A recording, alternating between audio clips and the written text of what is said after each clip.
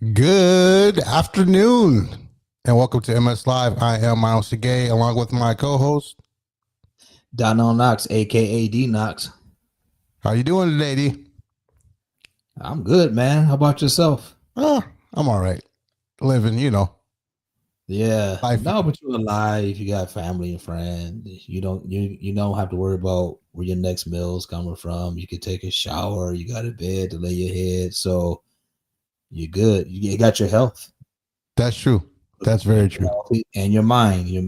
So in that case, it's all good because if you lost your hearing tomorrow, now that's a problem. That's true. Yeah, you like nothing else, man. At that point, what's going on? So That is it's all good. that is true. What would we say? Problems are just like math problems. You just got to solve them. Yeah, That's it. it's you like don't have the answer. the You right get it. formulas and the equations and all that stuff. So, I mean, That's yeah, I don't. that's all it is, man. That's That's what it all it is. So I would like to take the time to thank you, man, you and Hakeem and Josh, man, for holding me down last week. I appreciate that. Well, I am the co-host, so it's like I'm part of. We're doing this thing, even Steven. Yeah, I had to remind Rennie of that recently. Oh yeah, Yeah, he made the post, and I said, "Okay, I'm not nitpicking, but I just wanted you to know that we do this together." right, So right. he didn't know; he was just unaware. Yeah, so yeah, man, we really appreciate it. And I went back and listened to the show. It was actually great. I was like, damn, y'all didn't need me at all. It was dope.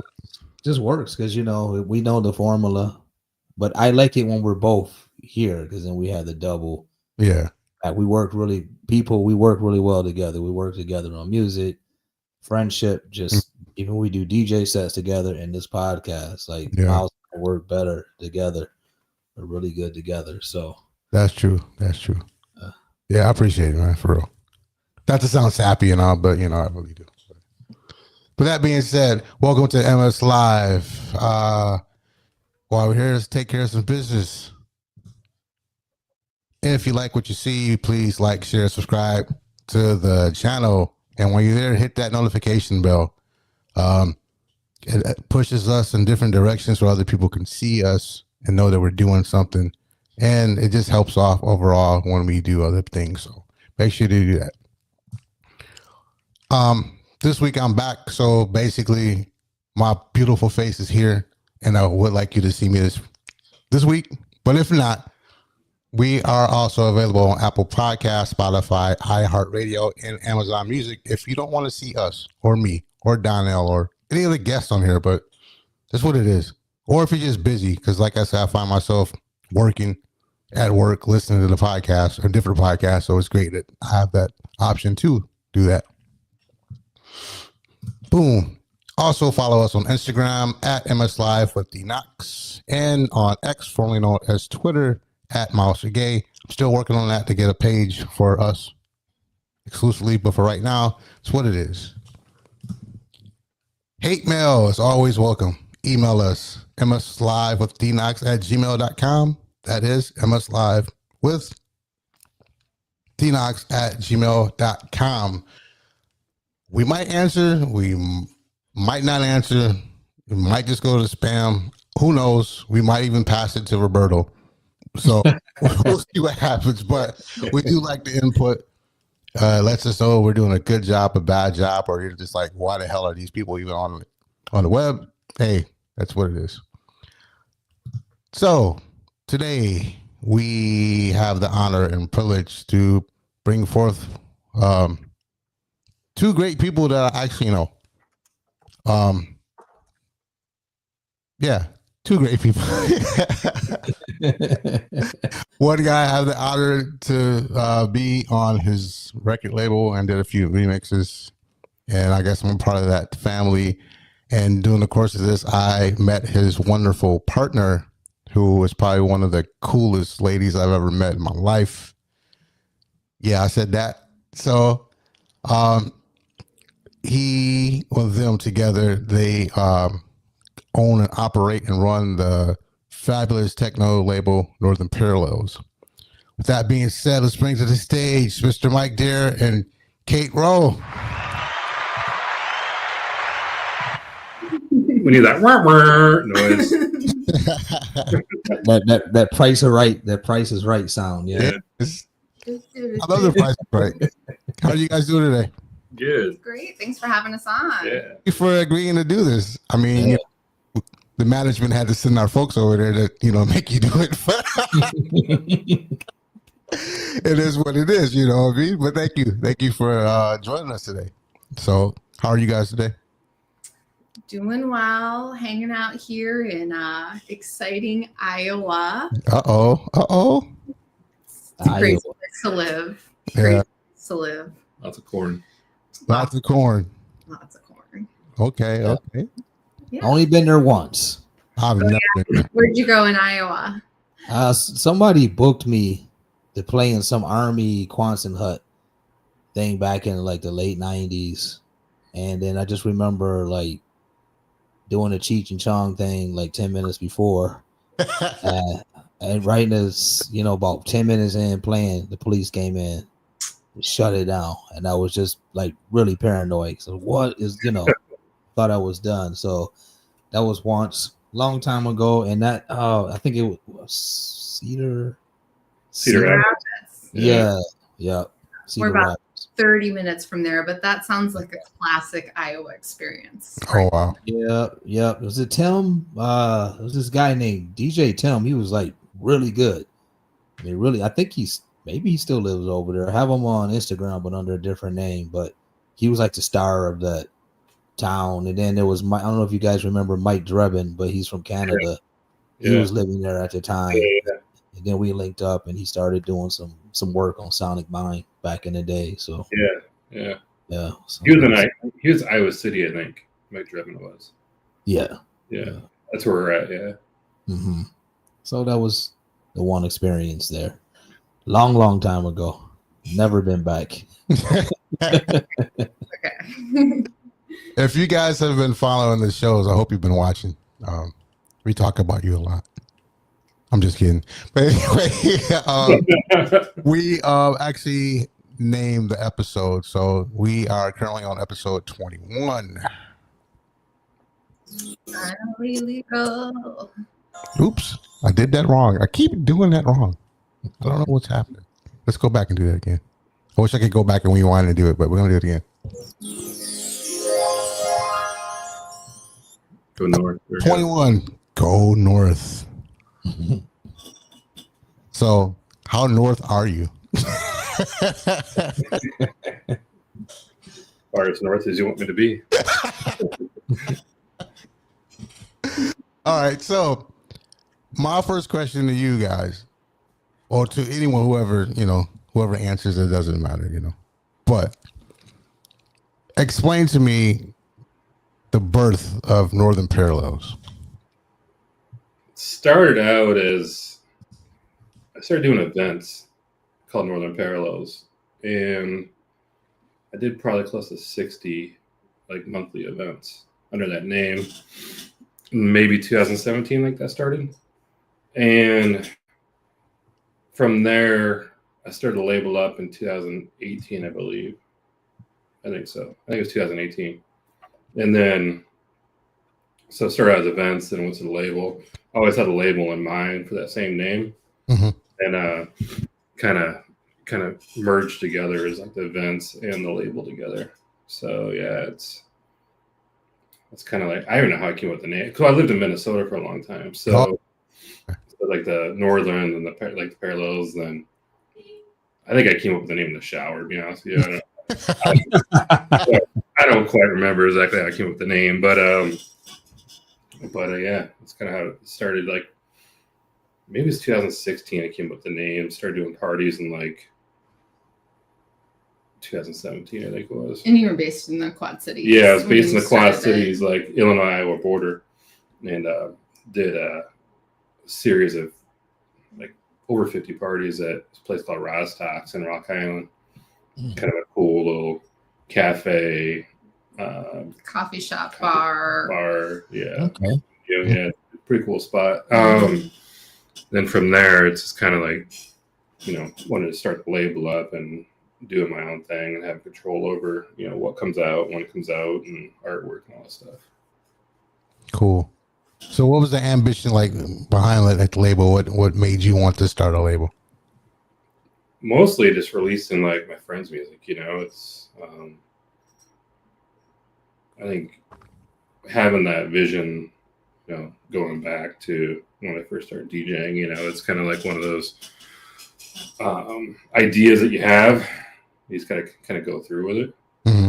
Then, with digital music, it's a lot easier to put out music via, digital versus vinyl, just because the cost behind it. So it's kind of had to, put out music that I like and hopefully other people like too. So that's kind of like was my goal. And still, like I don't know how many releases I have out now, like 20, almost 30 maybe. No. So it's still going. So that's cool. So what was the first release? It was a compilation. It was Hyperactive, Subversive from Los Angeles, Alex Alban, guy from New York, and myself. This is a 4-track via. Mm-hmm. Yeah. That was 2018, I believe it was. Early 2018. Okay. Supposed to come out in 2017, but Joe Hyperactive kind of drug his feet on that track. Yeah, that's cool, man. All right. And for people that don't know, when I don't know how we met. Excuse me. I don't know exactly how we met. I know it's probably over social media, and I know the first thing I did a remix for you. Yeah. I think it was social media. I mean, it was a while ago. So it's it was. Yeah, it's kind of hard to remember exactly when or how or but it was so we first met and the Great Beyond, I believe. Yeah. In person. Yeah. Yeah, for those people who don't know, it's that. That's actually the first festival I ever played in the United States. So really? Yeah, and first time I met these two, so it was pretty cool, man. Yeah, we had talked on the phone and stuff like that beforehand, but face to face, good old middle of cornfield, Minnesota. Yeah. And so, just for another little tidbit of information, so this whole concept of this MS Live thing, I was living at home with my mom, and I hit Mike up and I was like, yo, I just downloaded this thing. Let's go on live. Let's go online and see if it's going to work. So the first, maybe years ago when I tried it, I was thinking about this. It was me and Mike just doing nothing. I don't know. Nobody was watching, but it was the test run. And that was the first try of MS Live. It was with this guy. So. And it didn't go far. I was just like, how you doing that? Came around. We're glad that test worked out. Yeah, that was it. So I was like, and I thought about it. I was like, it can't be that hard. So I'm trying to figure stuff out, and it was just like, hey, you're around? He's like, yeah. I said, I'm gonna send you a link. Just click it. Right. Yeah, I remember that. Yeah. And we were there. We probably were there for 20 minutes or something. I was like, this ain't worth it. So I would give you a round of applause for that, because if we didn't do that, we would probably not be here. So, I was good to say when I met them at the Great Beyond, and it was cool because it was he was just as I thought he was going to be. You know what I mean? Just a cool person. You know what I mean? He was like, hey, this is my partner, Kate. I was like, oh, that's cool. You know what I mean? And she was this cool as hell. But what most people, I didn't know at first until later that you're a cello player. That's what you do for a living, correct? I've been in a band for 19 years playing cello. It's what I used to do full time. I was a high school orchestra director for 10 years. Okay. And then I moved to the music products industry, which was really cool because I used to get to go to NAMM and Summer NAMM and a bunch of different events throughout the U.S. But I do something totally different, kind of work for the man now. I make for retailers in Asia and India. That's what I do now. But music has always been part of my life. I've been in this all-female folk band, playing cello and electric bass for the last 19 years. We're about to celebrate year 20 together. And I've always loved electronic music. I grew up in Minneapolis, and when I was like 18, 19, went to a few raves, few underground parties, and totally loved it. Mm-hmm. But I went to college in Iowa for music, and there wasn't a lot going on. There was a few things going on. But when I got together with Mike about 4.5 years ago, kind of got back into the scene and was like, these are the people. I love this whole thing. And he got me into DJing too and throwing parties with them. And it's, it's been pretty great. Yeah. And it's been nice to be able to do both, like I love being in a band, collaborating with 4 other people, sharing the load of booking and doing the work to make the band happen. But it's been pretty cool with DJing where, you don't have to haul a bunch of gear and, you show up, grab you play, you're in charge. Yeah. There's no wild cards most of the time. Mm-hmm. So yeah, it's been a fun transition and seeing the lifestyle and the people are the best. Yeah. That's beautiful. Yeah, that's cool. Yeah. So, tell me about the first date. we don't want to talk about that. I don't know that we can talk about that. No, it's basically first date was going to her house and didn't leave for like 3 days. So, like, where did you meet then? I mean, how did you meet? Online dating, yeah. Online dating, yeah. And the one person that we had in common on social media is a friend of both of ours, and she's a state senator. So I was like, he's probably okay. If he's with her, he's probably okay.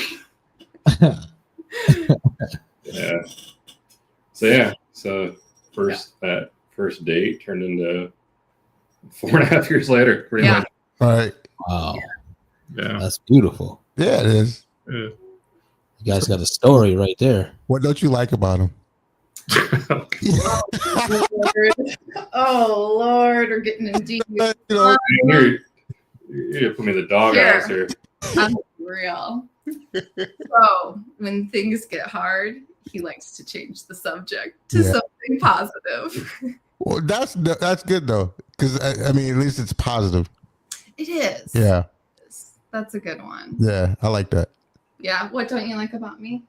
There's nothing I don't like about it. Didn't ask that question.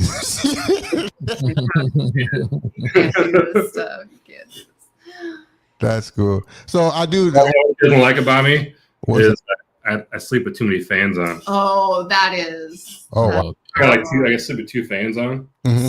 So we got this new fan called the Vornado. And it is intense and it makes my eyes water. And I told them we're not married, but if we get a divorce, it's over the fan. Oh, over the fan. The fan is what's going to do it. It's pushing me over the edge. My thing is like, how's your eyes water when you're sleeping? They're closed, right? They're closed. So that's it. No. So is it the noise? Like you need the noise to sleep, or you're like actually? No, I like the noise. Yeah.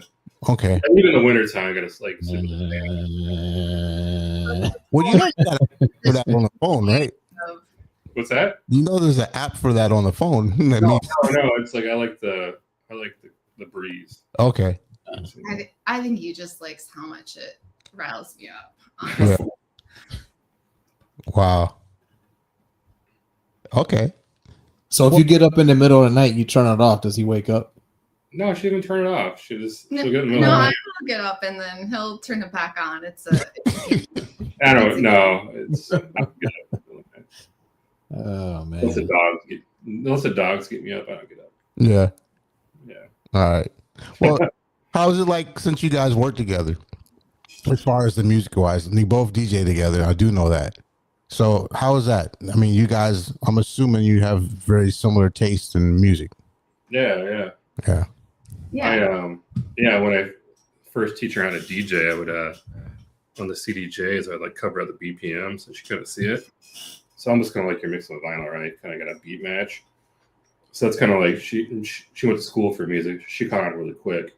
Okay. It's like, damn, it's like she caught on. It was everything, phrasing, beat matching, selecting tracks, and then then she got booked for the Great Beyond, or then we played it back to back. I was like, I want to do that unless she was ready, Right. More, at the festival and in front of a bunch of people. So that was probably one of the scariest musical experiences of my life. Yeah. Being, I had only been playing for, I don't know, 6 to 9, maybe 9 months. It was like a year. It was like a year at that point. Yeah. But it felt really good to push myself. And I realized that I hadn't been pushing myself for a while musically. I'd been kind of just phoning it in, playing, the same, when you're in a band, you play the same songs over and over and over again. Mm-hmm. And, I do quite a bit of improvising in my playing, but it just was feeling stale. And so it felt good to be pushed. It felt good to feel uncomfortable. And I realized that I just needed that in life. And that's been super fun with DJing, is that you're in control of what's happening. And I think because everything's relying on you and what you're doing and the groove and what's going on with the audience, there's a lot of pressure there.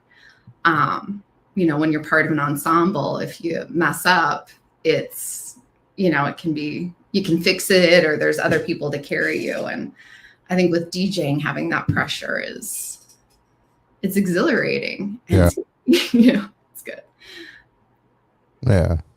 I can see what that could be frightening, especially when you're playing with somebody else. Like, I've never done the back-to-back thing ever. Oh, okay. So, and I think with me, it might be because like I don't, I have my own style, you know what I mean? It would be after somebody that we would have to be in the same vein of music. Right, Mm-hmm. right. For it to work, because I can see it not working at all. And that's like, I just do my own thing. That's also like, I rarely collab with people too. Because I think, I got my own vision and they do their thing. And I think it's kind of, the clash thing, it just might not work out. So. Mm-hmm. Yeah. And I think just because I learned to DJ with this guy, we did all, playing off of his tracks initially, not even doing my own discovery. It was easy for us to do that and just always playing back to back at home. I don't think I've played back to back with anybody else to know how it goes and how that feels. But yeah, it's interesting. I have talked to several DJs who are established out there and saying the same thing about how back to back is not something they prefer to do out there. And yeah, I think it can be a lot of fun. Yeah, it can be fun. Same time too, you just want to play, by yourself sometimes too, Yeah. So are you doing any production at all, Kate?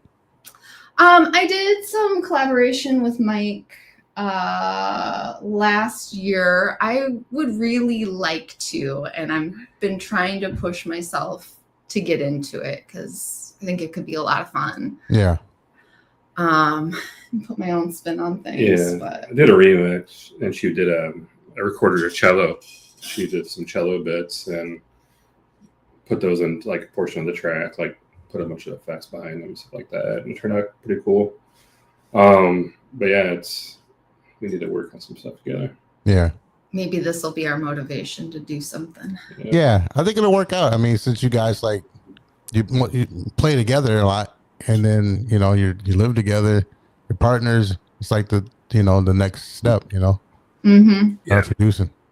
Yeah, it's been fun to watch our friends Angel Lanis and Maria Getz what they've been turning out together. It's been really cool to see and definitely inspiring. Yeah, it's been really good. Like Maria's dope, and I think so far, like I can tell who does what now. Oh, cool. Yeah. We had, I think Angel was like the second or third person we did interviews with them, and he kind of explained like their kind of technique and stuff. So since he said that, when I hear this stuff, I'm like, oh, that's Angel. I could tell now, but she's actually really dope. She did a remix for somebody just by herself, and I was like, damn, this is dope. Yeah, she's mad talented. You know what I mean? So, I mean, I think she's better than Angel, but you know. Love it. Yeah, she's so cool. Let's see, we were on vacation in Florida a couple of years ago, and they happened to also be on vacation in Florida. And so we met up, and I left something like at their hotel room, and she kept it, and then she brought it. She knew we were going to be at Movement that next year, you know, like a couple months later, and she brought it to Movement. Like she brought it to the fest. I can't remember what it was. Yeah, just like Peter was just like, wow, that is awesome, you know. Yeah, they're wonderful people. I love those are like my favorite people. I have like a certain groups of people I love in this industry. They're for sure one of them, for sure. Awesome. So I think what happened to Donnell, he probably dropped out or something's going on. But so I pointed back to this poster earlier in the show. So I know you guys are pretty much staples at this Great Beyond Festival since I've met you. And I know this past, last month or a month and a half ago, something like that, it went off. So yeah, you guys played there. So I didn't play it. No, I played the first 3 years. Okay. I haven't played the last 2. Oh, yeah. Okay, cool. You know, I kind of do prefer if we're not playing a little bit, because you just have fun, you know, and see your friends. There's not the pressure, but you know, there's benefits to both. Okay. Yeah. So how was it? It's fun. I think it's probably one of the. I mean, every year gets better and better, right? I think this year is probably the best. Okay. The lineups they keep getting better, and you know, it's a huge community, and we've gone every year, and we'll continue to go every year because it's just always a great time, and you get to just see people from all over the world, and a lot of people you only see once a year, you know. Right. The Great Beyond, so it's kind of fun to hang out with your friends. And you know, at Movement, everybody's a million different directions, and at the Great Beyond, everybody's in one spot. Yeah, I had a good time when me and Emily went. It was cool. You know, it was kind of. We stayed at that resort. Oh, at the Jackpot Junction. Yeah, that's where we stayed. So it was some distance away. So it was. I don't know if I call that place a resort, but they call it a resort. It was a resort. It's a casino. You know. It's a casino. This year, not only they had Great Beyond, but was it Great White was there too? Oh, they had Great White and what was the other band's name? There's another 80s band. Some other 80s band, and so you get you get the people in the casino. You can definitely tell who was there for Great White. Okay. Who was there for Great Beyond, you know. Yeah, so you get these old crusty rockers coming in there. Then you get these, you know, mixed crowd of people going to Great Beyond. It was pretty funny. Yeah. I had a good time, man. It was kind of weird though, because I'm like, all right, there's a lot of people gambling, you know what I mean? And we had a little room, and they're like, yeah, okay, so we're gonna take you to the festival now. And it seemed like it was it took forever to get to the actual spot where the festival was to that. It's a 20-minute drive. Yeah. Yeah. It's not that far. It's literally middle, both places in the middle of nowhere, right? Yeah. You got this casino that you show up in this Indian reservation. There's a casino there. Then you have to go to Great Beyond, which is down some dirt gravel roads. So yeah, it was crazy. It's interesting. But I had a good time, man. We actually rode with Cisco from the Advent, so we rode back the first day there with him. So it was good to finally meet him, and we talked for a while. But I had a good time. It was a good festival. Really pro, and it was put on nice, and I got treated well. It was top notch for sure. You're back. Yeah, I think somebody blew a fuse down because this whole side of the apartments just went for a minute. So I think that's all that happened. Okay. Maybe the old lady downstairs did it again, so everything was switched off. Hope it doesn't happen again. Yeah, it was all right. So we asked them about the Great Beyond. They didn't play this year, but they went to check it out. They said they had a good time. The festival was good. Any people, any particular acts that stood out to you guys this year? Yeah, there's so many, there's over 100 artists playing, so it's really hard to say this is the best. But I would say Sample District was really good. Luke Slater live was really good. Was it Renee Wise? Was really dope. There's just so many to there's 3 stages, so it's really kind of hard to you kind of have to, if you want to see someone, you might have to go for 20 minutes and go to the next stage type thing. But no, it's just there's all the music all weekend's good, so you can't really say this is the best or whatever it might be. Everything's solid. Yeah. Cool. I was actually going to ask what I have not attended one of Mr. Dustin's events. I've only seen him in Berlin from time to time when we link up. But you already asked him, but that's what I was going to ask. What is it like at the Great Beyond events? The atmosphere. What does it look like? But yeah, it's on a farm that's surrounded by cornfields, and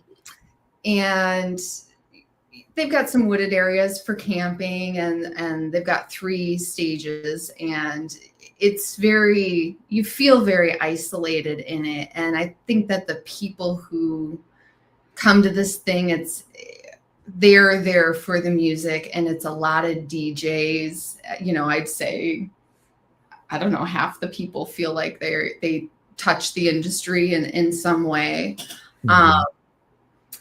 So, we spend probably 70% of the time just hanging out with people, and the other 30% of the time watching music. And the first time I went, we camped the whole time, and I had never, it's 72 hours of having a beat in the background constantly, and what that does to your body is really interesting. I think it loosens you up. There's a lot when you're just constantly moving and hearing that, and then the enjoyment of silence on the way home. So he basically brought Bernheim to there. I think so. I think that's what he did. I haven't been 2 days, but yeah. And there's people from all over the world there. It's pretty cool. People come from all over the world. So you guys should get there next year. It would be nice. I would love to go back. I had my year. I was actually shocked when he hit me up, but yeah, I would love to go back. Hint. So if you're watching, Dustin, if you're watching, or Steve too. Steve, Jasmine. Yeah. So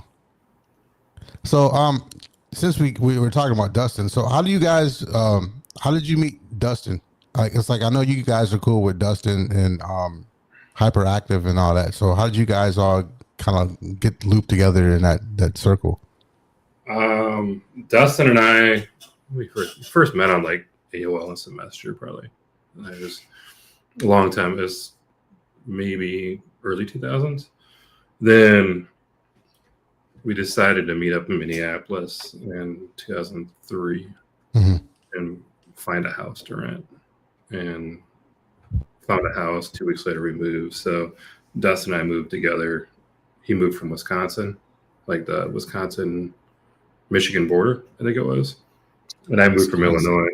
Yeah. So we became roommates. He was young then too. He was maybe 19, I think it was. 18, 19. Yeah. Okay, I'm gonna stop you right there. So Did you, at some point, I do know that Dustin was roommates with Tim Xavier. I'm not too sure about that. Yeah, maybe. I don't know. Okay, so it's not the same. No, because that would have probably been in Berlin then, I think, because Tim moved to Berlin. Okay. Yeah. Yeah, they were roommates in Berlin. In Berlin. For some reason, I was like here, somewhere like in Chicago or something. I don't know. But Tim was in Chicago for a hot second, so. Yeah. Okay. All right. Continue. Yeah, so we found a house to rent and moved, and it was kind of a 2003, I think it was. So okay. It so it's a pretty wild time, you know. I remember the first, because I got there first. Like I got there maybe a day before him. It was like the living truck and all that stuff, and then like there's this gas station right by our house, open 24 hours, and it was like Saturday night, 11 o'clock at night. We just go there to like get something to drink, right? Mm-hmm. We pull up like to the stoplight, right in front of the gas station. It's being like robbed, dude. Like someone's like, you know, trying to rob. Then it's like it's surrounded by 10 cop cars, 20 cops. It was like watching Cops, you know, live. And then I never been in this gas station before, and finally like the cops like all left, and like I don't like we couldn't go in because it was like a crime scene. Saw the guy come out with like a gun, like they drop him on the ground. Then eventually we went to that gas station like maybe a day or two later, and like the cashier surrounded by bulletproof glass, right? So you can't really rob him, right? It's like the guy came in trying to rob this gas station, you know, bulletproof glass like surrounded like, you know, the cashier. It was pretty wild.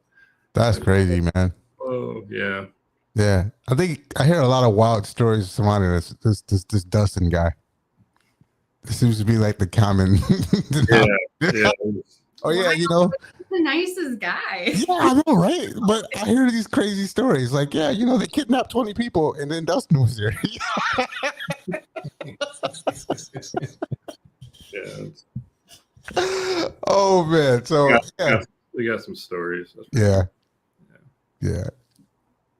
So, D, what you got? I know you sit there laughing. I know you got something. Yeah, I was gonna ask them to tell me what life was like in Chicago, and Iowa now. I never lived in Chicago. I grew up about 2.5 hours, 3 hours from Chicago. Okay, so you didn't live in Chicago. I spent a lot of time in Chicago. Yeah. Okay, so you can't really tell me what the day to day was like in No. Chicago. I always like to ask everybody that just to get a bird's eye view. But you could tell me about Iowa. Was your daily life there? And you were in Minnesota, right? I lived in Minneapolis. Yeah. So did you ever meet the purple guy? No. Purple guy around anywhere? Saw him at like Timberwolves games though. Oh wow. Yeah. He went to like every single Timberwolves game, but you never see him out like in public, you know. Like this. He don't really. So it's not true what Morris Davey saying that sometimes he be in Target or he be in the store. I mean, there's I never saw him, but Prince, yeah. Oh, I grew up in the town next to where Paisley Park was. Oh wow. There is. And so I had a bunch of friends who worked at the grocery store, Byerly's. That was kind of the closest grocery store to him. Uh-huh. And they told me that one time Prince came in and he asked for a report of their peanut butter sales. What? He what? What the most popular peanut butter was at that particular location. And I'm pretty sure they gladly gave it to him. That seems like the strangest request. Yeah. You know, that's all I got on the Prince, but. Yeah, I don't have many Prince stories, unfortunately. I wish I did. But he did do the shows at his house, his studio in Paisley Park, pretty often, where you can just go and just buy a ticket, and then you meet like at a parking lot. You park a car, and then like they'll bus you in, and they're like pajama parties. So you show up. It's like starts at like 10 o'clock at night and goes until whatever. Then there's like a chance that Prince might come out and perform or play piano, whatever it might be. I wish I would have went to those, but yeah, it was It was cheap too. It was like $25-$30 a ticket. That's not bad. Yeah, I would have been on that. Prince is like one of my favorite artists ever. Like, I mean, I of course I like Michael Jackson too, but if I had to go, I was leaning more towards Prince. I think the sound, I liked it a little bit more. It just seemed more rough, especially that Lindrum. And sometimes I use that Lindrum in some of my productions. But don't get me wrong, Michael Jackson, one of the best to ever do it. Of course, I like the stuff too, but Prince is just like he just had that vibe for me, especially the Purple Rain album. That's like my mind is just stuck in that time. He did a lot of great things, but that Purple Rain album for me was just great. That's why I wanted to ask, because I thought maybe you guys had some chances to run into him or see. Yeah. But what was it like growing up there, though? Anyway, well, one thing, when growing up there, we had Prince commercials on TV. I think he had a store. Was it called Cashmere? I think so. Yeah. But he would narrate the commercials, and it would always be on late night TV with commercials, just part of. For years, it was always on. Yeah, it was before my time there. I think he owned we used to go to the Quest Club. I used to go to rock shows at the Quest Club, but I think he owned it. He owned, I don't know. Like, I know he owned something there, a nightclub. I think it might have been the Quest Club, but it may have been before the Quest. Mm-hmm. I don't know. But yeah, I wish we saw him out in real life now. No. But he did Macy's, I think it was. He had a performance on the top floor of Macy's, like a department store. It's this weird stuff that he kind of did that I never went to or had the opportunity. Were either of you, did you get to see him live at any point? I've never got to see him live. I just remember my mom when I was a kid taking me to see Purple Rain. Like in the theater? Yeah, I was really little. She took me, and of course she was doing like this over those parts, and I was just like, oh, okay. She moved her finger down a little bit so I can see her. That don't matter. But she always played them in the car and at home, so I just never got to see him live, though, unfortunately. My friend Jason Patrick, he saw Prince at George Lucas's wedding. He was doing the spotlight for the wedding.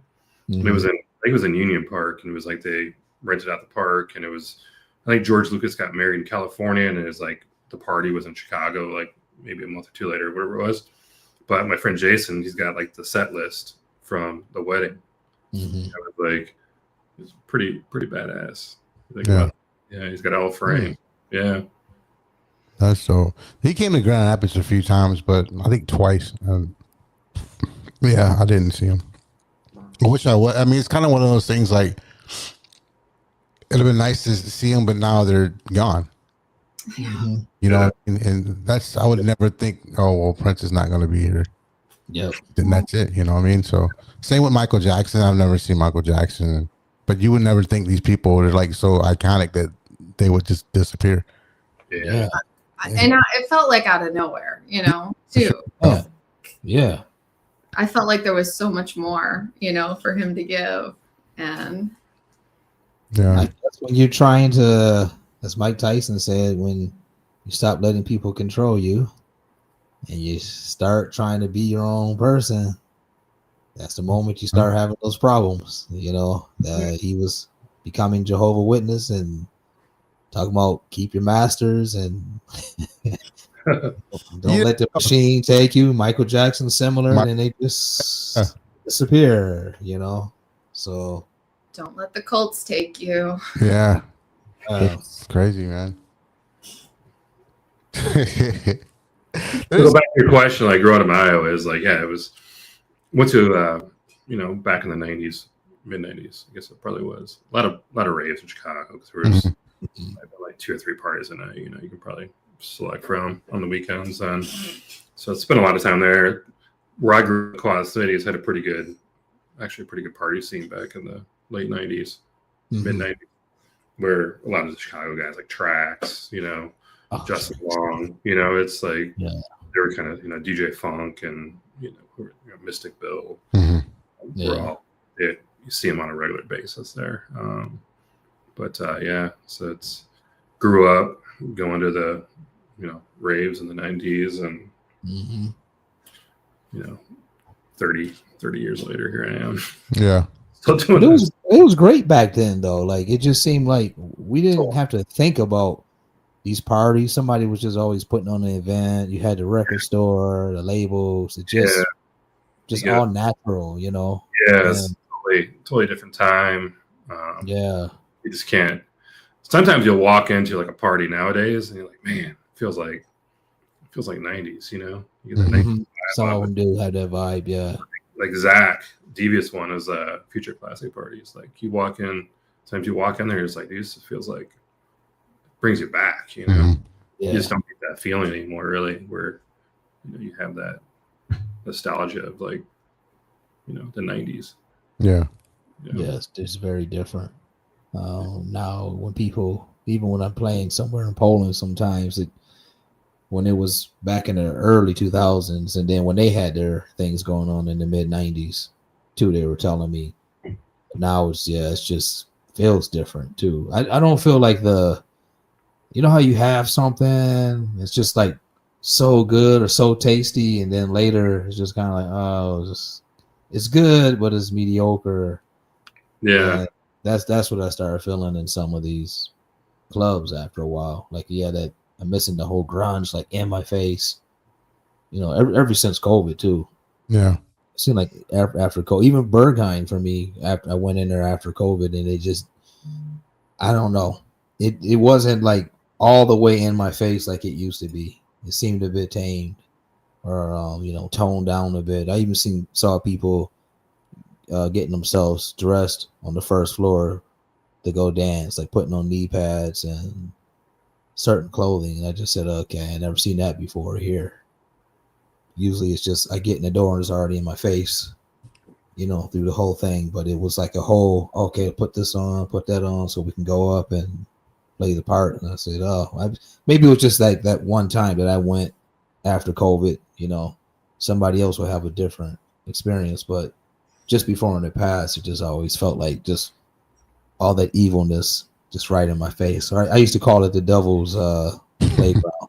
Like, when I would walk up to there, like, okay, this is so evil, but I got to go in. Yeah. This is crazy because when I've played there twice before, but then when I first got there, the running joke was like, yeah, don't turn left, don't turn right, or don't turn left. Once you're inside, don't turn. It's either the one. I think it's don't turn right. So I was just like, oh, okay. But it took me a while to figure out what they were talking about. But that place, I haven't been there in a while, and I think it's all right, man. I love playing there. The times I played, I think my best set ever was my second time when I opened, and I think I played for 4 hours. I've never played that long in my life, but it was dope. It was Do you like night. longer sets in general? I think it depends. Like that, I had no choice, you know what I mean? So I didn't have enough records, so I had to borrow records from people. So I just got bags of records I've never heard. That was dope because it worked out, you know what I mean? But I think it was cool because I was, in my case at that time, being first and being there, and how the parties, it starts at this time and it goes for days and it ends. Being the person that actually set the tone and the pace of the party, that was dope. Yeah. And I was able to play stuff like, you buy records, and I was playing records. So it was all record sets, all vinyl set. You buy records. I like it, but I'm never going to play this out. Played it out. And I was able to set the pace and set the tone. And I played stuff that I've been sitting in my basement for years. That's awesome. But just to have the opportunity and have bring up records, you had to play that track. You know what I mean? I think every record that I had, I know I played like front to back because I was running out of stuff to play, and it just worked, man. But that's like one of my best times ever. But I do like the longer format of doing something because you're able to build that. You know what I mean? I can take you in any direction I want to take you. Mm-hmm. But unfortunately, I mean, most bookings is 2 hours. 2 hours seems like a lot of time, but it actually ain't. It's a short amount of time to do anything, you know what I mean? So But you know, How about you, Donnell? Do you like longer sets or? Like Myles said, it depends on where I'm playing. Mm-hmm. You know, if the conditions are right and the equipment is perfect, Mm-hmm. you know, and I know the sound guy is going to be pretty much near me the whole night, and I don't have to watch the meter, then yeah, I love it. But if it's, you know, if it's kind of like slip shot or something, then I prefer to just, okay, let me just get this done and get out. So yeah, I guess I do like 3-4 hours once, especially once I'm in the groove, because usually it takes me about 40 to 45 minutes to like just start kind of really warming up. And then after that, it's just anything. I feel like anything I'm throwing on is just working, you know, for the set. But in general, yeah.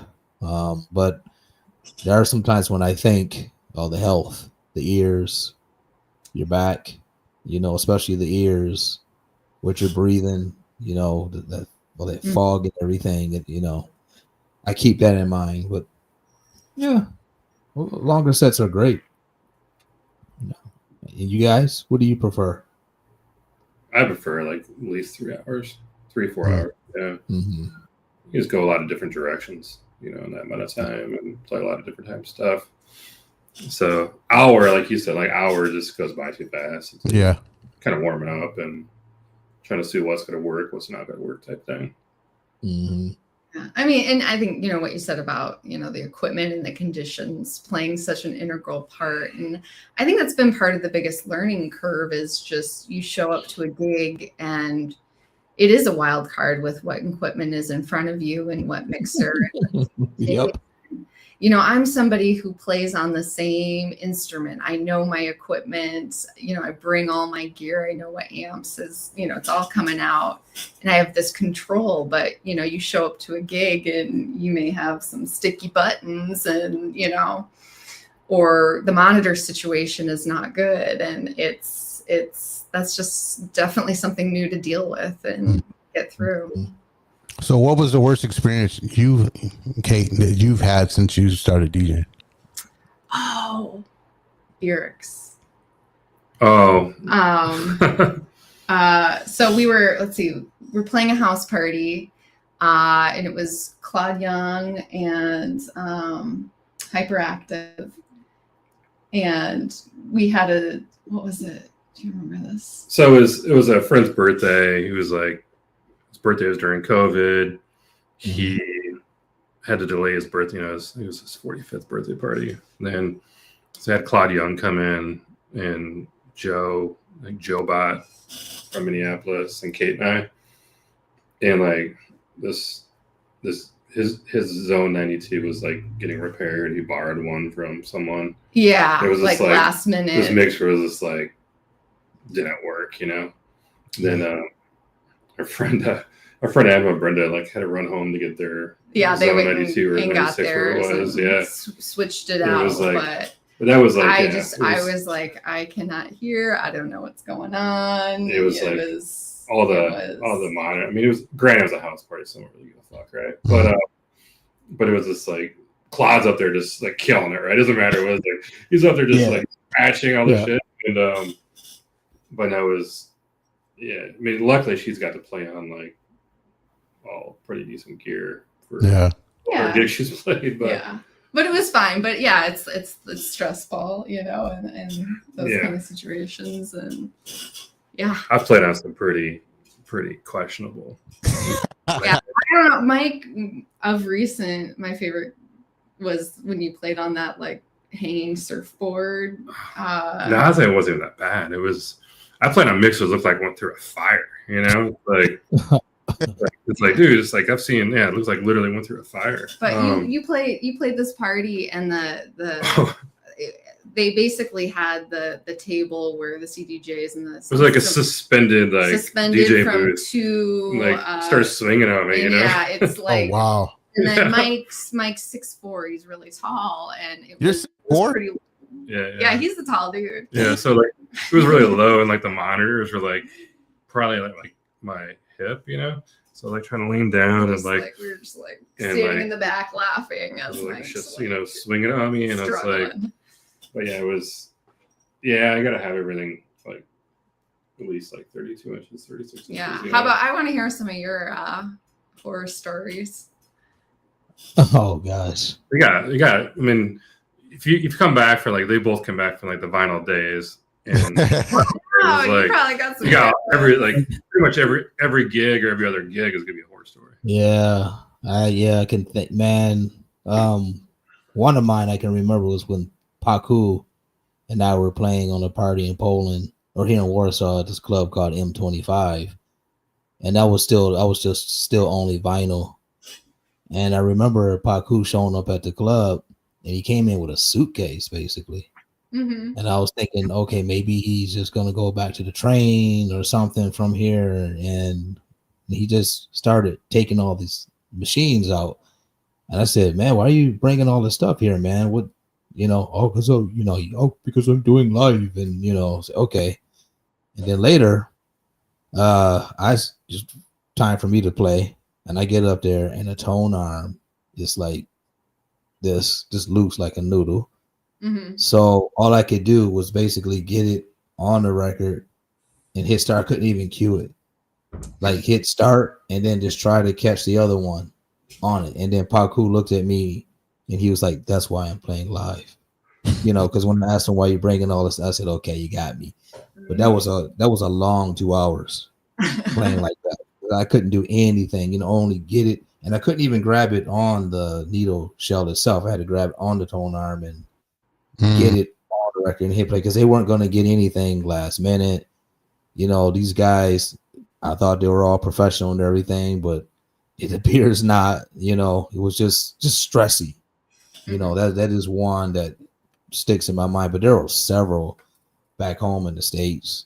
Times in Chicago, Detroit, or some of those probably drug dealer parties. With generators, and some of those things back then, and a lot of times of different parts of Europe, even in Germany, some just random parties where the equipment just wasn't right. Like Kate was saying earlier, the mixer it's not right working properly. You put your headphones in, it's like, okay, I gotta like hold it some kind of way to mix, and the monitor, of course, either being too close over here or just not working somewhere else. Or, we said we had 1200s, but actually there's some straight arms here or something. It's like, oh, come on, man. That's going to affect the performance. So, and other stories like just for traveling and, trying to get your money and other little weird shenanigans affecting performance. But that one with Paku really sticks out because that was a moment that from that point I said, okay, I'm going to really figure out how to do this hybrid set, and maybe use some MIDI controllers and have the computer involved. That way I'm still straight in case they're all messy.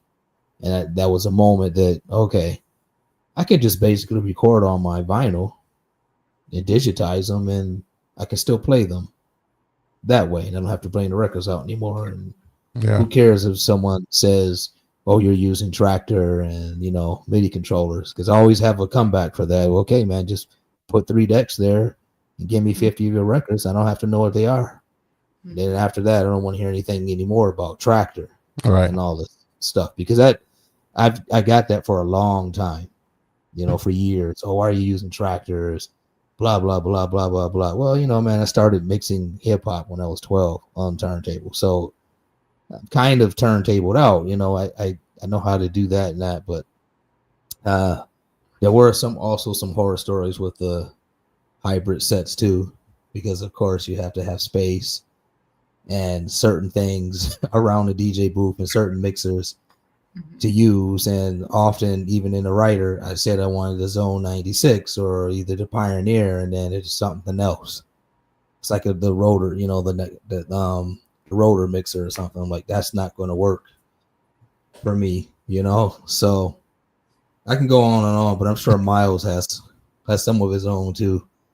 I think to speak upon. My only nightmare scenario I had was in France. Was on some tour doing a whole bunch of shows in France, and the people were great. It was at a club, and it was all great. And I was playing vinyl, and the turntables and everything was there, but there was no needles. Oh. We're like, you don't have any needles? I'm like, no, I don't usually bring needles. You don't have it? They're like, no. I was like, oh hell. So what are you gonna do? So they contacted some guy that lived like 2.5 hours away. He was the only person they could find that had needles. So everything got pushed back 2.5 hours, and when he finally got there, like he actually like forgot one. So yeah, then I don't know. They magically found someone somewhere that happened to have one, and they brought it. But other than that, that's probably like my most messed up thing, as far as a bad thing. As far as oh yeah, well, a part of that, it's the same damn story. So they had no needles, and then at the end of the night, so my booking agent at the time was like, hey, the way they set it up, like I got done at 6. I had like 2 hours, and then I had to take the train to go back to Paris, because I was outside of Paris at some place. So there was no time I could even really sleep. So from my understanding, everything was taken care of as far as the room and board in the hotel and all that stuff. So I was able to check in, and I was leaving, and the lady stopped me. And luckily she spoke English, and she's like, yeah, so there's a balance. I'm like, well, what do you mean there's a balance? She's like, yeah, there's a balance. You have to pay this money or you can't leave. Oh my God. I'm just like, well, what are you talking about? I'm looking at my phone. The train is literally coming in like a half an hour, and it's about a good 20 minutes from where I was to the train station. And I'm calling my agent, and he's not answering. He finally answered the phone. I'm like, yo, the hotel's not paid for it. They're saying that I have to pay for it. If I don't pay for it, they're calling the police. So he's like on the phone telling me, just get your stuff and run. Just run. I'm like, you're not running. So I almost did it, and then luckily one of the guys, the promoters came, and finally, like, they paid for it at the last minute. And then he's like, I thought we took care of it. I was like, no, you didn't. This lady's about to call the cops on me and arrest me, and I'm not trying to be in a foreign jail. You know what I mean? So that was like my only really nightmarish story, because and then you watch that stuff on TV where like people get arrested, locked up abroad or something like that. Abroad, yeah, banged up abroad, yeah. There was one time with a folk gig I was playing. It was in Iowa. There's this thing called the Old Threshers Reunion, and I guess it's old thresher as in farm equipment, and people bring their historic farm equipment from all over the Midwest to Mount Pleasant, Iowa every summer, and they hold like a 4 or 5 day festival. And my band was booked to play like 5 different shows, one every day at different times. And the first night we were playing their grandstand that they had, and we show up to the gig. We're all rushing. It's a Thursday night. And we get there, we think we're late for sound check, and they're like, well, there's a problem. They're like, there was a horse and buggy that was all strung up. The horses got spooked. The horses ran across the where the snake was connected to the mixing board, pulled the mixing board off of the table, and like they were completely screwed and had to like go find all new equipment. And you're just like, how does this happen? So, when we tell the story now, it's a team of wild horses carrying a buggy, but I wasn't there to see it, but I'm just like, what? Crazy things happen. Like the craziest thing, like somebody told me, I was playing something and some horses came and they like took the equipment away. You're like, huh? You know what I mean? But it's like, you get up, you show up there and you hear the story and you're like, no. Yeah. Real. Yeah. Wow. So this is wild, man. I mean, this stuff is fun. I mean, I think people think, DJing and touring and stuff is like a really glamorous thing. It really is not, man. It's a lot of energy, a lot of energy that it takes to do this. It's not easy. It's actually hard. And sometimes I'm just like, you know what? Just forget all this. Yeah, I mean, it's a lot of work to get there. It's a lot of work to set it up, and then you have to perform. You put yourself out there, and then you might have to be there to clean up and do all the things and interact with people. It takes a toll. It's a lot. Yeah. I realize how much work you like when you throw a party. It's leading up to it, day of, end of it. It's performing. Getting people there. Get artists there. It's a lot of work goes into it. You just don't show up and things magically appear, Yeah, for sure. So, tell me one thing that you hate about this whole culture, industry scene. Like, what do you hate about it? Like, if you hate something, like if you had the opportunity to change something, what would it be? Man, probably a lot of stuff. I'm trying to think. And this question's for both of you. I don't know, like the whole. I hate the whole discussion about like digital and vinyl. It's like, or even like tractor. Like, who cares? You shouldn't be looking at the DJ. When you're dancing, so it shouldn't matter what they're playing on. Mm-hmm. So like that kind of like I don't really get into it. Discussion wise, but I think it's silly that people bring that up and like, oh, it's not vinyl. You're not a real DJ. It's like, well, yeah, we're not in the 90s anymore. Exactly. St. Kansas anymore, Toto. Yeah, I think that is like you see it all the time on social media, like people debating about that, bitching about it. It's just like, who cares?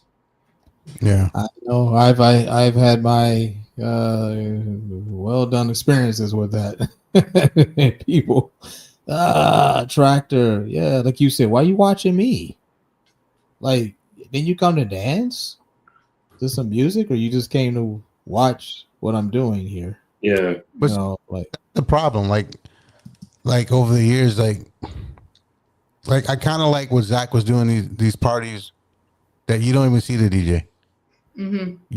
He's gone in another room you don't even see, and it's not about that. And I think over the years, social media and whatever else, just the industry wise, like the focus is on the DJ.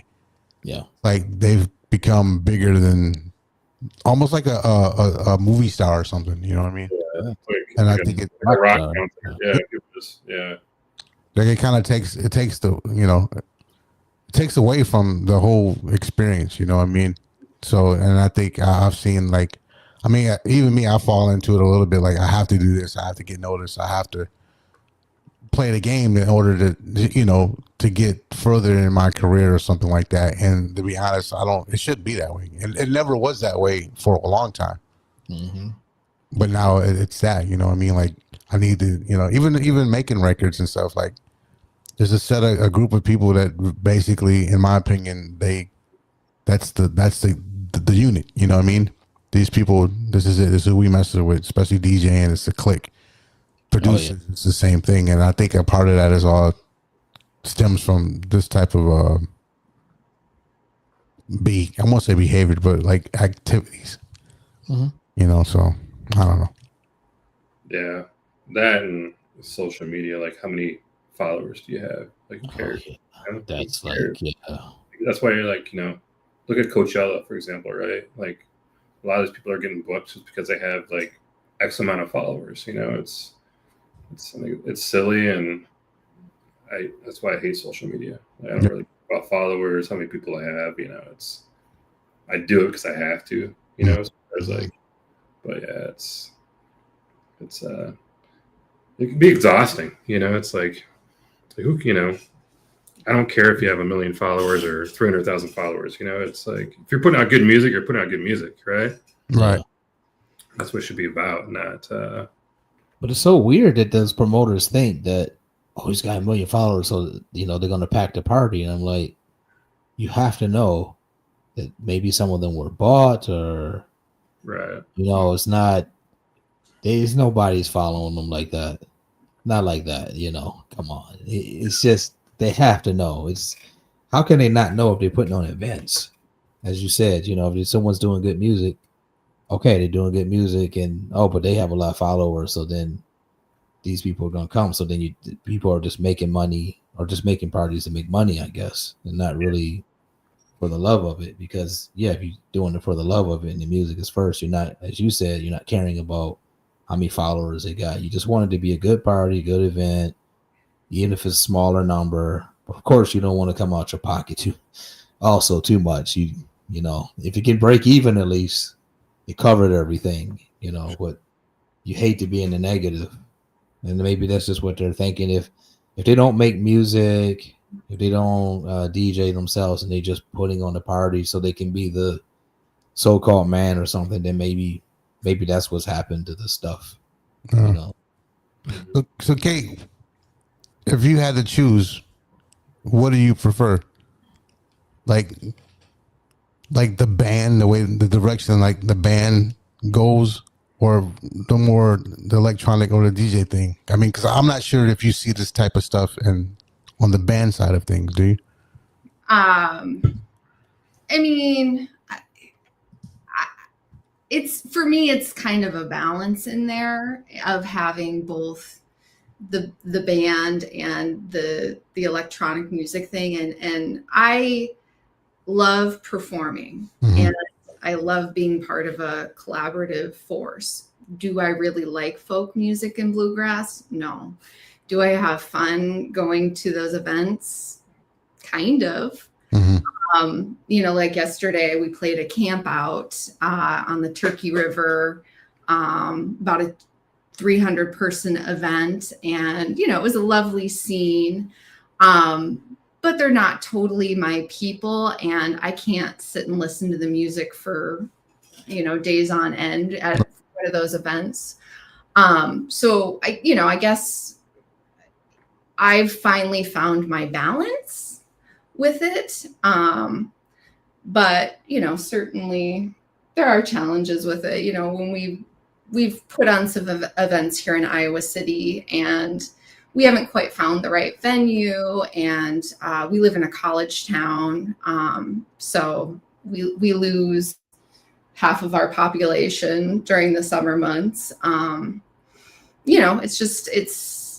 We've been wanting to do more here, but it's an effort versus reward kind of thing. And, talking to other people who've worked on building scenes here, and some of the feedback I've gotten is as soon as they leave, everything dies, or, there's always this gap, and you put all this effort in, and then what's left if you're not here? And there's not a lot of up and coming, like younger people doing stuff to to take place of what you're doing. Or it's kind of like bigger cities, for example, have that, where you have the younger crews coming up and doing their thing, building their following, their scene. We don't really have that here. But people who come to Iowa don't really stay. They're here for just school, and then they're out. And I'm almost an empty nester. My son is a senior in high school this year, and so we're just kind of trying to figure out where the next place that's going to be, because I think, this has been a good place for us to meet and start working on things together, but we recognize that we need to be in a bigger market. Iowa's not sustainable. I don't think. Tired of the winters too, the Midwest winters. Yeah. Taxing. Yeah. Where would you go? We don't know. We don't know. We've been trying to discuss that. I feel like an opportunity is going to present itself. I mean, both of us can go anywhere. We work from home. We're together all the time. So we can live anywhere. So we're just kind of waiting for the right thing.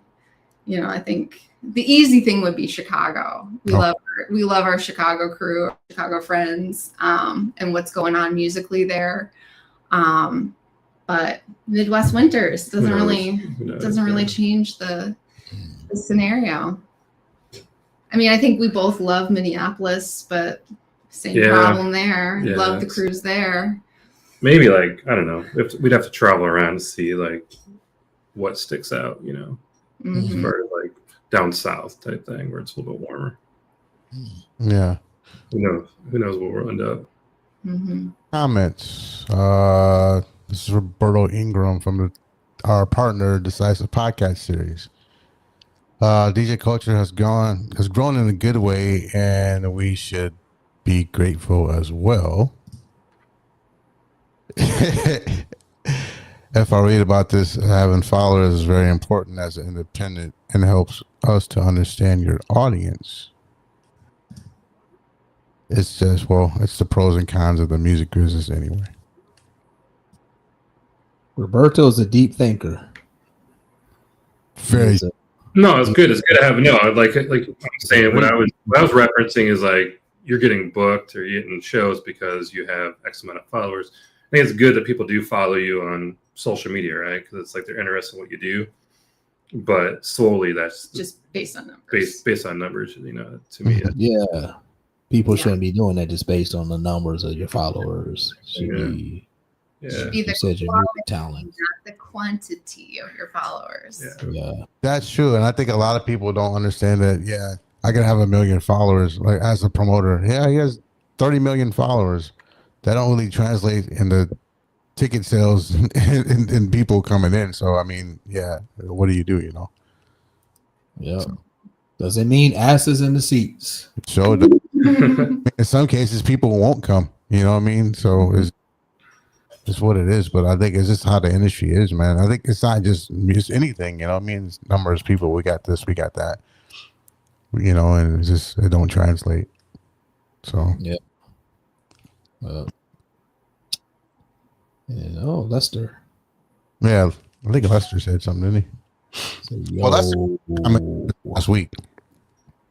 In last week's interview, when I went back and heard it, he was talking about that. It's like things turn into like a popularity contest, and it's not, you know, it's like you said, followers and who's popular at the time, and it's not about, you know, who's actually good. Mm-hmm. You know what I mean? So, and I see it both ways, but I agree with him somewhat. Like 95%, I agree with him. There's a little leeway, you know, plus or minus 2 or 3, but yeah, he's right though. So, God. When's the last time you two saw each other? I haven't seen. God, it's been some time. I think the last time I actually seen Donnell was in maybe 4 years ago. Oh no, last year in Detroit. Oh yeah, what? I'm my fault. Yeah, Speaker box. Yeah, speaker box. So last year I seen him in speaker box, but prior to that, it had to be like at least some years ago when he came back to Kalamazoo. And I think me, him, and Emily hooked up and we hung out for a bit. But yeah, even speaker, we hung out in speaker box. It was good to see him. He ain't changed. Same old person. He don't age. Still looks the same. It ain't nothing different. Like, damn. I got like gray hair in my beard and all that kind of stuff, but he still looks the same. He don't age. I think he a vampire or something, to be honest. He can walk during the day. About that. Well, not a vampire. I'm a werewolf. Okay, well there you go. we're in Kalamazoo 2 years ago. It was. We stayed in Kalamazoo. Yeah, I've never been there. Okay. Well, what were you doing there? When we played at Leland. Yeah, we're on our way to Detroit, so we went up and we decided to get like a hotel in Kalamazoo, and we played at the Leland City Club in Detroit. Mm-hmm. But yeah, it was like Bell's Two Hearted, right? It's from Kalamazoo, right? Yep. Yeah. So it's kind of it's an interesting town. It's kind of reminds you of like here in Iowa City. No way, it's college town, right? Mm-hmm. Yeah. Mm-hmm. It's too bad you didn't know Alexander and Joel and them, because they might have been doing something like some sort of event. Social Circus wasn't there yet, but they were doing other little events underneath Shakespeare's pub downstairs. They were putting on Kalamazoo. Yeah. We got there, had dinner, went out for a beer, I think. Yeah. Real exciting times. Yeah. Real exciting.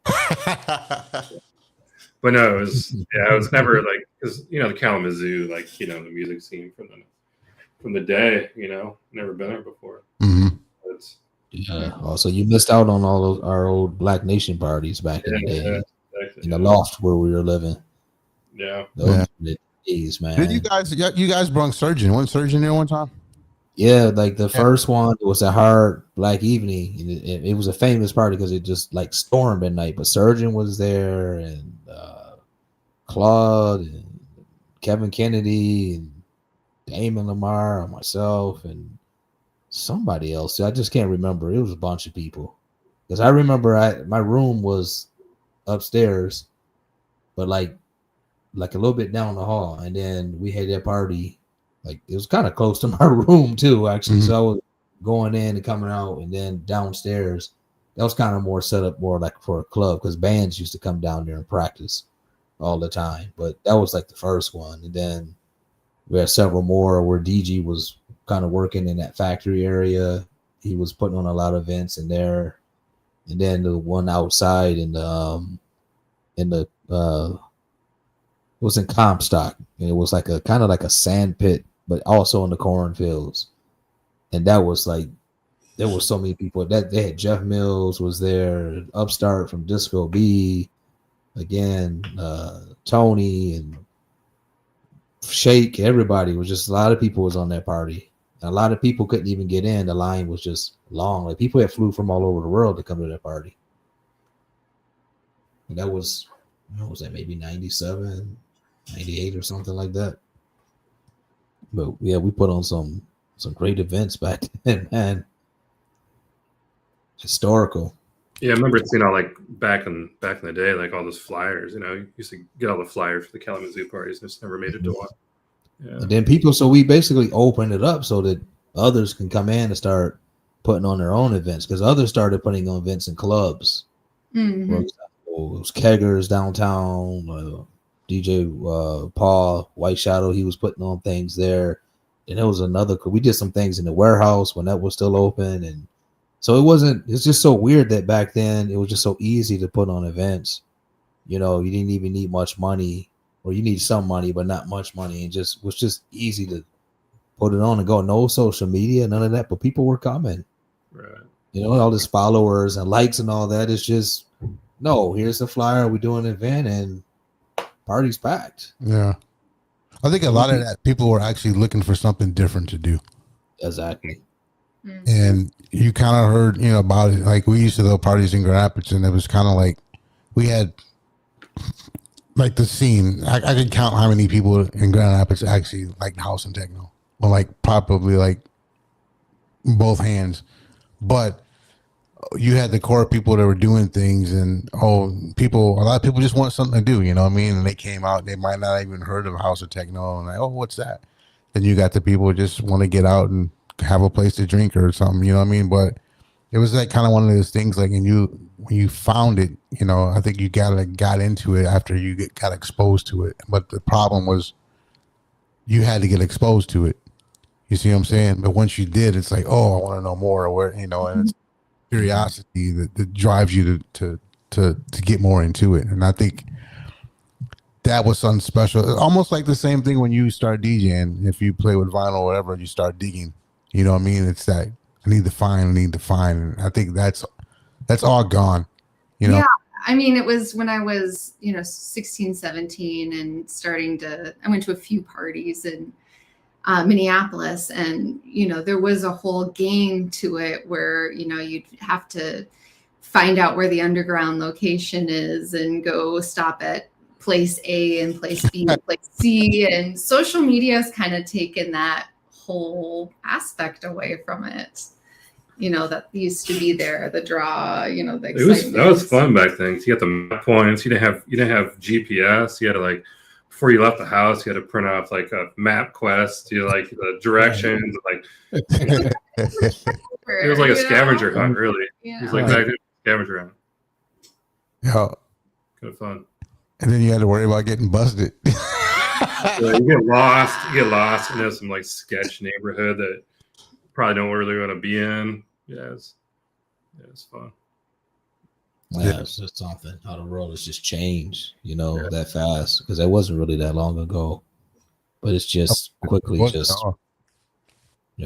mean, if you think about it, and now we're doing it this way, as you said, this whole social media thing. I mean, it's like, how do you use it? For me, it's okay, free marketing. Now the middleman is in there. I just picture I'm in a big gymnasium or some big room with a bunch of noise. There's a gang of people there at their table selling things, and it's just people in there buying for whoever. So how do I get these people to come to my table and buy my product? Mm-hmm. The sea of people with the social media now that you don't have the gatekeeper there, really, because it is pretty much open. You just have to figure out, okay, which platforms and what I'm going to put up and how consistent am I going to be? Because if that's the game, as you were saying earlier, Myles, okay, I have to play the game to get them to my Bandcamp or, to my the Beatport or Juno to buy something. So if that's the game, then I'll just play it, but maybe I'll do it so I don't lose my own self-respect, what I'm comfortable with putting up there to bring people in. But that's how I just looked at it. If I said to people now, if you're making music, why not go ahead and use social media? Because a lot of people I meet, I don't want to use it. Oh, I hate doing it. But man, it's actually free marketing though now. You can totally free market yourself. How else are people going to discover you with it? It is the tool in a lot of ways and for people to find you. Yeah. Right. I just said, just use the beast against itself.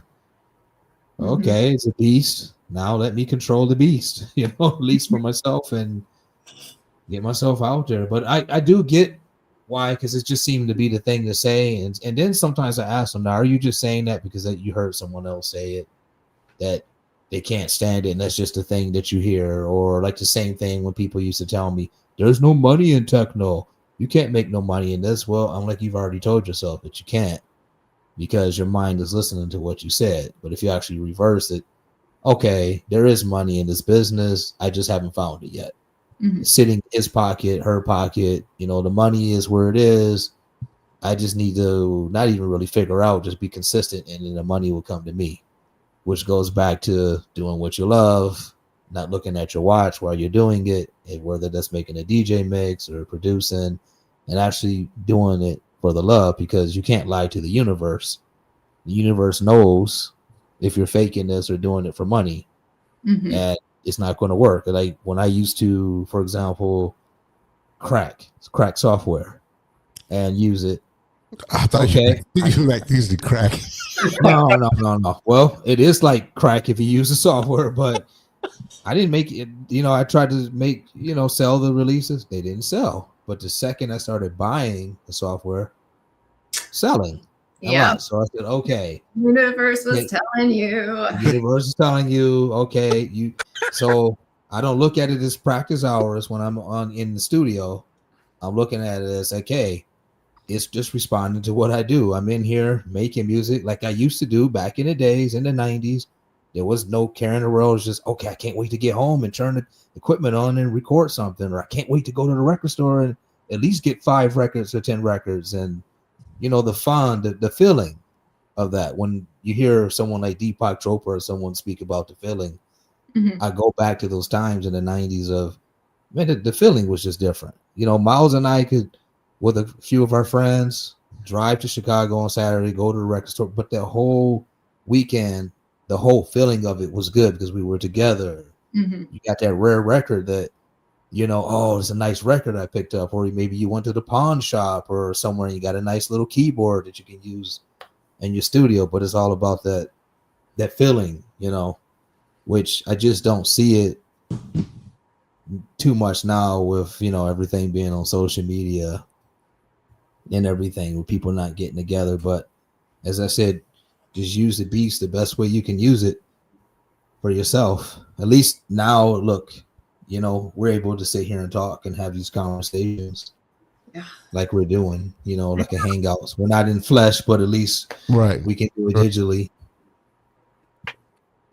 Maybe we should create something where, let's say something like this, where you can have a lot of people in there. Okay, it's coffee and play music or something online. Like we start formulating our own group. So some Saturday once a month or something, it's the party online, guys. We link up and someone decides who's going to DJ that week, or maybe that Saturday it's going to be a few of us DJing, and we're sitting here talking, drinking coffee or eating or whatever, and at the same time listening to some music and watching each other or something. I think that could be cool, since everyone lives so far apart, but it could grow and build into something. Had that thought about something like that. True. Cool. Mike, so what do you see in the label, as far as the label? What direction do you see you going with the label in the next couple of years? Like, what would you want to do differently, or what would you want to do that you haven't been able to do at this point? Musically wise, it's it's going the same direction I've always had. Like, music I like, but it's going more of the next release is from Kobe Dupree, and it's very, very minimal, stripped down, his style, right? So it's kind of like, for me, the tracks I make are tools, they're tool tracks. A lot of my stuff is. So it's like, I do like that, that minimal stripped down stuff where it's minimal but yet effective. Like, like that kind of the unpolished sounds. But as far as, I haven't really done much in the label this year as far as release wise goes. The next release should be coming out within a month and a half, I think. But it's just been a busy summer as far as, not being able to get music out. But, ahead of time, I was typically doing like about 5 or 6 releases a year. I'm going to try to get it down to maybe 3 or 4 at most. It's about to, you kind of ramp more up in the winter. Yeah. With releases when things get like slow in the fall here. Yeah, in the fall, it's usually when like last year, I think I put between August and December, 4 releases. So, so it kind of depends on we're busy in the summertime. It's just trying to get that focus and get everything all together to get it out. Can be a challenge, right? But it's going forward. It's gonna be 3 or 4 releases a year, and focus on the sound that I've been doing. I really, I think that's been one of the cool things to watch, just with techno in general and the electronic music scene. It's just the willingness to collaborate and release on each other's labels and do that work has been so cool. And watching people from different cultures and different parts of the world be able to work together and create something very cool and put it out there, I think has been awesome to watch. Yeah, for sure. No, it's a cool thing, man. I never thought, thank you, but thank you for having me on board, man. And thank you for also coming on board my project with the comp, man. That was dope, man. Thank you. I never told you thanks for that, or maybe I have, but I just want to. Yeah, thank you. I appreciate that. Yeah, and thanks for having me on your label too. It's that was cool because that was my first record, right? That I put out on vinyl. So it's wow. Yeah, so it's cool to have your We're looking at it. It's on the wall. It's on the wall. Yeah, when he got I've put out one record before too, and when he got his, we were like holding our records. That's dope. Yeah. So to me that was it's cool to have your digital music it's there, but it's pretty cool. Mm-hmm. That's but yeah, as far as label goes, like going at I try to do younger artists, right, or undiscovered, or maybe people that I haven't heard. So people that are making good music and they're consistent with their music, as far as the sound goes, production quality, whatever it might be. So I've helped a lot of people, younger artists that didn't really have a whole lot of productions out, and kind of help them bring up their music, their sound, and give them a backbone where where a lot of people aren't given an opportunity. Right. Yeah, it's been fun to watch some of those people who you've put out, and just to watch their careers start moving through things. And yeah, it's as an educator, I always like it when young people reach out and say, hey, listen to this, what do you think? And being able to give them an opportunity to say, here's a platform for you, I think is really, it's an awesome position to be in. It's been fun to watch. What else Roberto saying? He sang a lot of stuff. Yeah. Marketing and media is also a skill which, if an artist can master it along with their talent, yes, the middleman can be ruled out. It's work for sure. Well, and I think if it can be your full-time gig, yeah, for sure. But it's managing it all. It's a lot of work. That is true. And Roberto, yes, it is. The internet is free. You're not. You don't have to pay for marketing on it. There's no one making you pay, so it's free. That's what I mean by free. Yeah. You really don't have to. You can sign up for these apps for free and just put stuff out there. It's not free when you decide to pay, maybe to boost your post or something, or you decide to pay for some online services. But in general, I don't know. I've never paid for no ads on Instagram or TikTok or Facebook.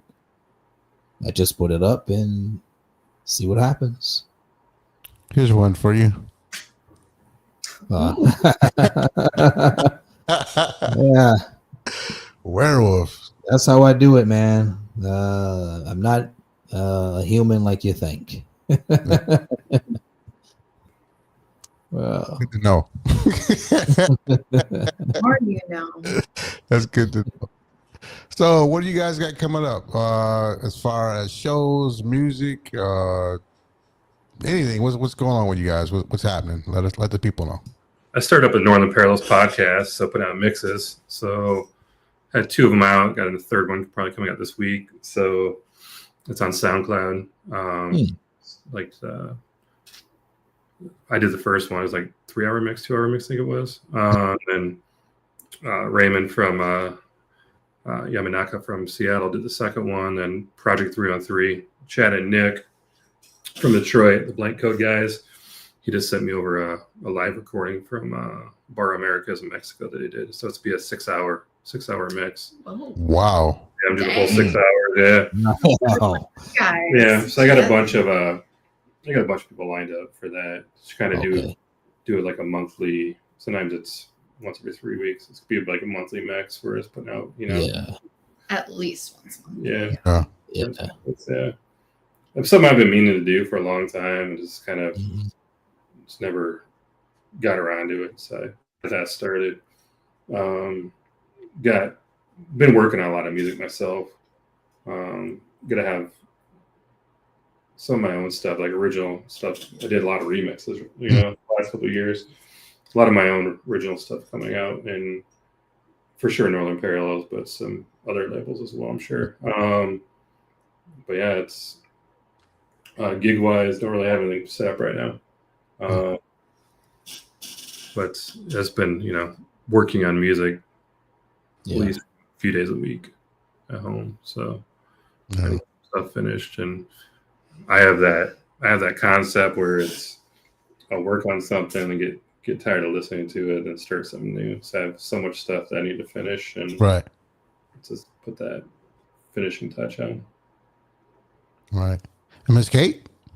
For me, it's a lot of. I just got done with an insane number of gigs throughout the summer with the folk thing, and I've got a lot in terms of that. In the next year, we're celebrating our 20th year, so we're putting out 20 singles in 2026. So hitting the studio in December and January to get through that. And we were awarded a grant. One of the things that my band does really well is write grants with the National Endowment for the Arts and kind of the state of Iowa and different things to get, like kind of 50% funding on different projects that we've been putting together and working on. So that's been pretty exciting. Starting to play more festivals there. And, I think as far as techno goes, it's been very folk in the last year, but I need a big winter project. So just working there and maybe start producing some tracks so I don't die of boredom in Iowa this winter and that kind of thing. So yeah, just staying busy, and I travel a lot for work. I'm going to China and India in October. Oh, wow. Which will be, I get to go to China a lot for work, and it's really great. I enjoy my time over there. It's such a different culture. But yeah, just doing that kind of stuff. That's what's up, man. For sure. Well, yeah, I don't know. I'm gonna try to at some point. I want to get you guys to come our way. Yeah. I said I was gonna try to throw a party at some point this year. Let's do it. It won't be until like later, towards the end of the year or something like that. But I'm really thinking about it, and it'd be dope to have you guys come play. We would love to. And hopefully D will be back at some point. And we could probably kind of late. How often do you get back to the United States? I mean, I haven't been back since last September. I'm going to come back in a couple months or something, but it just, stuff starts happening over here. And then, it depends on my mom too, because basically when I go there, I'm staying with her in her house. She be having things going on. And sometimes, no, you can't come now or something like that. And then it's like, okay, I'm not going to go rent some hotel or some place for a month or something. When that's my house too. Right. So, doesn't make sense. So, and then sometimes I just get lazy because I just don't be feeling like going to the airport and dealing with all that traveling, because here I got like my main studio. I have some stuff in Kalamazoo too, but everything's set up here, for me to get things done and do stuff. So when I'm there, it takes me away from work a bit, and then I have to, of course, visit family and friends and everything. And half of them don't even show when I'm there. It's like, okay, you did all that talking, like, oh, when you come home, barbecue and all, all this stuff. But it's like, all right. But then I'm there and it's like, nothing. Yeah. When I come back here, oh, next time you're home, so. Right. That's why there's no, like, and my mom, she can always come here. She's always welcome to come here and visit too. She just don't be wanting to. So, yeah, I would like to do as I did in the beginning, like be here 3 months, be there 2 or 3 months, and back and forth. But it's just, getting older. It's just those airplanes, man, and sitting there and dealing, looking, okay, somebody gonna sit next to me or not, or seats free, is it gonna be delayed or canceled, or all this stuff. I can see it on your face. You're like, damn, I gotta go to China. This is my first trip to India, and I mean China. It's like, I think it's like 14 hours, maybe, because I'll fly to a coast. Mm-hmm. But this India one is way longer. It's like 18 or 19. I don't know. I'm not. Is that straight on the plane? Like 18 hours on the plane, or like so? I think 18. No, I think one. Like I fly to JFK, and then it's wow from there. Hopefully it's a Delta. Hopefully it's a Delta flight. You can at least flap the Uh-huh. Oh, it is a Delta for sure. Okay. Yeah, you'll be First class? No. Uh-oh. No, I'm a Comfort Plus. Sometimes premium. That's cool. At least so you'll have food then at least. I'm not. Sometimes they run out of stuff. I bring my own because sometimes they run out on those flights, so we don't have no more. It's like, okay, I have my own food anyway. You're in trouble. Yeah, I do a little sleeping pill and hopefully be right. Wake up there. I can't sleep for too long because I always get the aisle seat and they always come by and want me. And I'm like, man, dang, you know. And I found out I can't drink on airplanes anymore. Like I will hurl, and it is not good. Wow. I can sleep anywhere. Like I remember coming back. I was coming back from Miami, and I was up all night. Went straight to the airport and got on the plane. And like before the plane even took off, I was knocked out. Right. Woke up and like I was on the aisle seat. Woke up and I was like drooling down my shirt. The person next to me had to probably wash out the whole flight. I woke up and we were landing. You know, landing. See, that's the thing. I can't sleep on planes at all. I think the only time I've ever slept on a plane was going to England, and that's when I was moving there, and I had first class. It was like the only time. And other than that, no. And I always get the aisle seat because if I have to go to the bathroom, I'm not trying to walk over people to go. You know what I mean? So I can't wait for the day where I'm Delta One. That'll be a grand day. Yeah, that's so. I finally had the when I was in Berlin. Me and Emily and then my friend Mo, we went.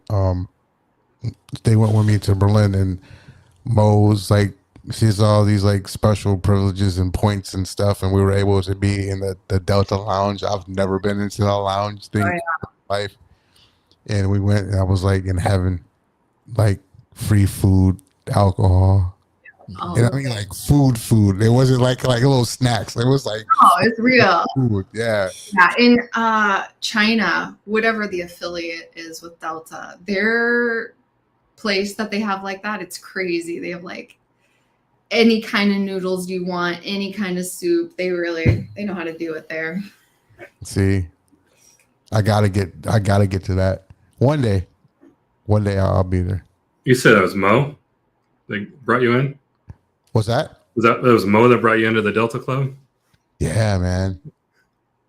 Yeah, that guy, he's got that status. Oh no, my friend Melissa. Her name is Melissa.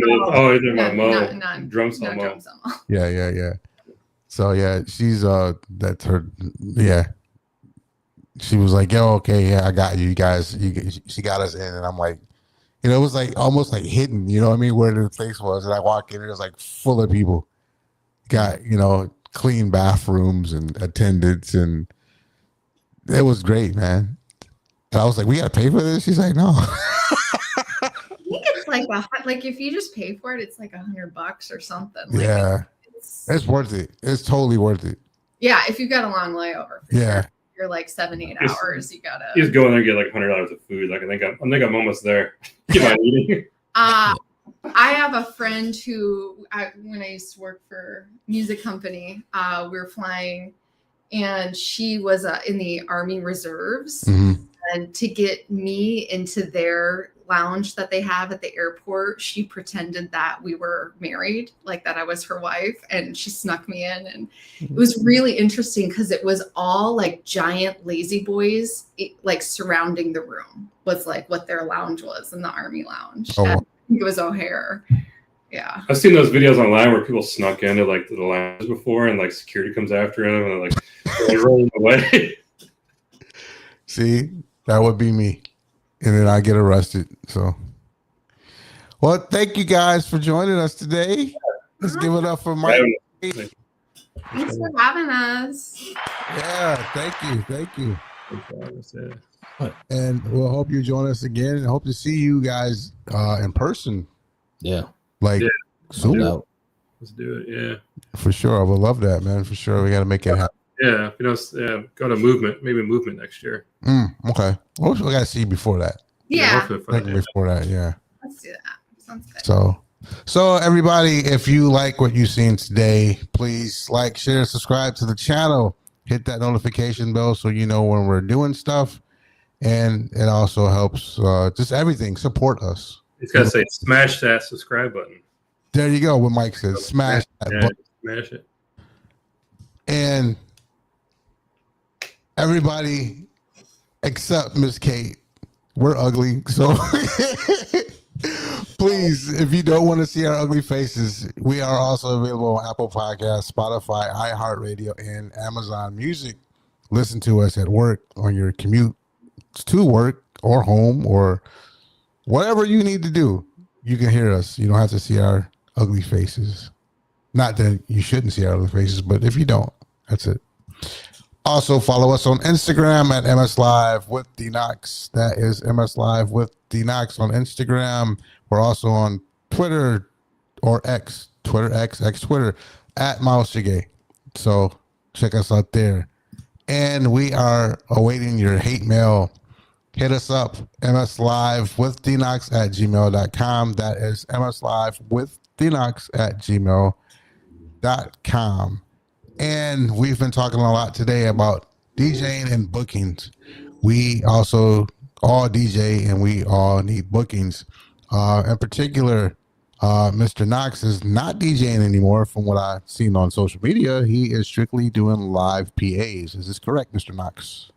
I'm still going to DJ from time to time, but going forward, I would like to just do the live PA set.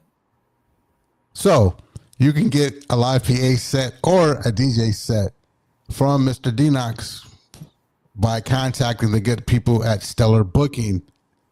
That is booking at stellarbooking.com, booking at stellarbooking.com. And for me, I am only doing DJ sets for now. Hit the good people at Position 2 Bookings. That is Position 2 Bookings.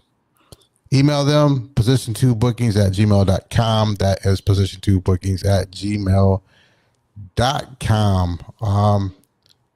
And I think that's it. So everybody, thank you for joining us. We love you. We don't hate you.